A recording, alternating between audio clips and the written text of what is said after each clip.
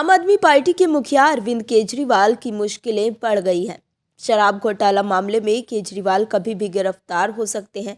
हेमंत सोरेन ने भी ईडी से बचने की खूब कोशिश की थी। हेमंत सोरेन ने तो ईडी के अधिकारियों के खिलाफ केस भी दर्ज करवा दिया था, लेकिन फिर भी वो जेल जाने से नहीं बचे। लेकिन केजरीवाल के पास तो पुलिस भी नहीं है।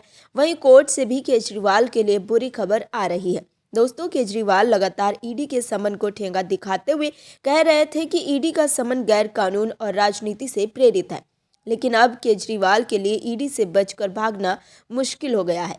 केजरीवाल अब सोच रहे होंगे कि अब क्या बहाना बनाना होगा, क्योंकि सुप्रीम कोर्ट ने सारे दरवाजे बंद कर दिए हैं। सुप्रीम कोर्ट की एक टिप्पणी ने पूरा माहौल ही बदल दिया है और कहीं ना कहीं माननीय कोर्ट भी ईडी के पक्ष में खड़ा दिखा अपने विवेक के अनुसार, जिसके बाद अरविंद केजरीवाल को मजबूरी में लेकिन अब ईडी के सामने पेश होना ही होगा। तभी जाकर कहीं अरविंद केजरीवाल ईडी के प्रकोप से बच पाएंगे। नहीं तो अब तो लगभग तय ही हो चुका है कि अरविंद केजरीवाल कथित तौर पर जेल की हवा खाएंगे ही।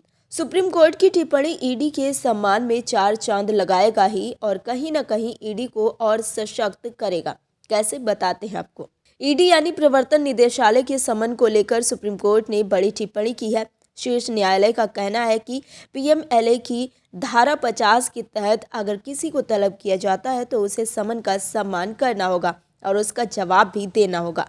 खास बात है कि कोर्ट की तरफ से ये टिप्पणी ऐसे समय पर आई है जब दिल्ली के मुख्यमंत्री अरविंद केजरीवाल के लगातार 8 समन छोड़े जाने की चर्चाएं हैं। शीर्ष न्यायालय में मद्रास हाईकोर्ट के एक आदेश के खिलाफ ईडी ने याचिका दाखिल की थी। हाईकोर्ट ने कथित रेत खनन घोटाला में तमिलनाडु के 5 डीएम को जारी समन पर रोक लगा दी थी। तमिलनाडु सरकार ने ईडी की तरफ से जारी समन को हाईकोर्ट में चुनौती दी थी, जिस पर बाद में डिवीजन बेंच ने रोक लगा दी थी। अब ईडी ने अंतरिम आदेश के खिलाफ शीर्ष न्यायालय का दरवाजा खटखटाया था।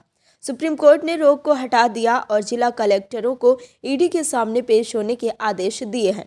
मामले की सुनवाई जस्टिस बेला एम त्रिवेदी और जस्टिस पंकज मित्तल की बेंच कर रही थी। बार एंड बेंच की रिपोर्ट के अनुसार बेंच ने कहा है कि ये देखा गया है कि अधिनियम के तहत जारी कार्यवाही के दौरान ईडी किसी भी व्यक्ति को सबूत पेश करने या उपस्थित होने के लिए तलब कर सकती है। आगे कहा गया है कि जिस किसी को भी समन जारी होते हैं उनसे उम्मीद की जाती है कि वो ईडी के समन का सम्मान करेंगे और उनका जवाब देंगे।